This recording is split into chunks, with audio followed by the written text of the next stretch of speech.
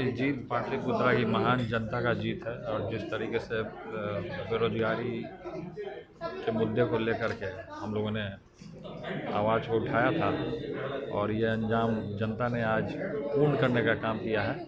तो मिश्रा जी से ये अपेक्षा है पूरी बिहार की जनता और खासकर पाटलिपुत्रा की महान जनता आदरणीय पूजनीय एक ऋण चढ़ाने का काम किया है। तो ये खरी उतरेंगी और जो भी वादा इन्होंने किया है सब पे ये काम करने का काम करेंगे। क्या दावा है देश में किसकी सरकार बनेगी? एनडीए की बनेगी कि इंडिया? अब रुक जाइए, अभी कैसे हम बता सकते हैं, लेकिन हम लोग का जो इंडिया महागठबंधन का जो जिस तरीके से जो आंकड़ा आया है, रुझान आया है, वो एक बहुत अच्छे तरीके से अच्छा आया है, पहले के मुकाबले में अच्छा आया है। 400 पार का नारा दे रहे थे लेकिन 300 में 300 भी नहीं आया। तो अब ये हम नहीं आपको बता सकते हैं, ये मैं नहीं बता सकता ठीक। ये जो पाटलिपुत्र क्षेत्र की जो जीत मिली है, ये पाटलिपुत्र क्षेत्र के युवाओं की, महिलाओं की और हमारे अभिभावकों की ये जीत है। साथ ही साथ महागठबंधन के जितने भी नेतागण हैं, कार्यकर्ता हैं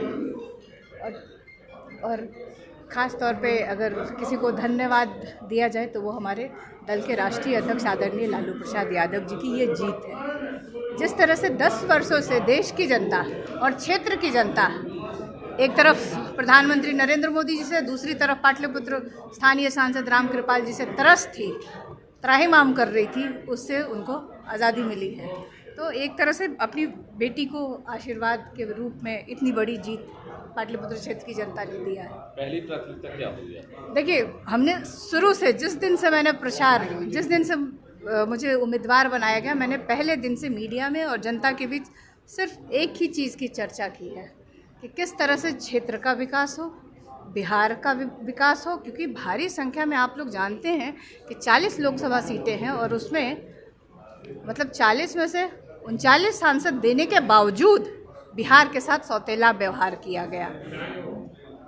विशेष राज्य का दर्जा कहा गया था प्रधानमंत्री के द्वारा, डबल इंजन की सरकार है, स्पेशल पैकेज मिलना था, पलायन और बेरोजगारी जो एक बहुत बड़ी समस्या है इस देश, ना सिर्फ राज्य की, इस देश की।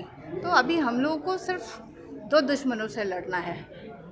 प्रधानमंत्री जी की चर्चा नहीं कर रहे हैं, अमित शाह जी की चर्चा हम नहीं कर रहे हैं, हम चर्चा कर रहे हैं बेरोजगारी और महंगाई, ये इनसे हमें लड़ना है। और हमने स्टार्टिंग से कहा है, हमारे महागठबंधन का एक ही एजेंडा है, एक सूत्री कार्यक्रम है पूरे देश में कि किस तरह से हम बेरोजगारी को दूर करें, किस तरह से हम महंगाई को दूर करें, किस तरह से हम किसानों के लिए काम करें। तो ये सब प्राथमिकता है जो हम लोगों ने अपने वचन पत्र, अपना मैनिफेस्टो जो गिनाया है, उसको हम लोग कैसे करें। और आपके माध्यम से पूरे देश को मैं एक संदेश देना चाहती हूँ कि थोड़ा धैर्य रखिए, थोड़ा इंतजार करिए, देश में इंडिया गठबंधन की सरकार बनने जा रही है। बताया जा रहा है कि नीतीश कुमार जी, मैंने अभी मैंने प्रश्न में उत्तर दिया ना कि थोड़ा धैर्य रखिए, 1 से 2 दिन में सब बातें आपको क्लियर हो जाएगी, कौन कहाँ जा रहे हैं, क्या होने वाला है। बिल्कुल इसी टर्म में, क्योंकि देश की जनता ने प्रधानमंत्री नरेंद्र मोदी को मैंडेट नहीं दिया है।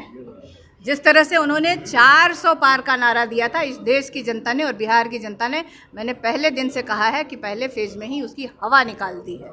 नरेंद्र मोदी प्रधानमंत्री बनेंगे या दूसरे आपके गठबंधन? इंडिया गठबंधन, और नरेंद्र मोदी जी तो एनडीए गठबंधन के है ना। मैं बार बार कह रही हूँ कि इंडिया गठबंधन की सरकार इस देश में बन रही है।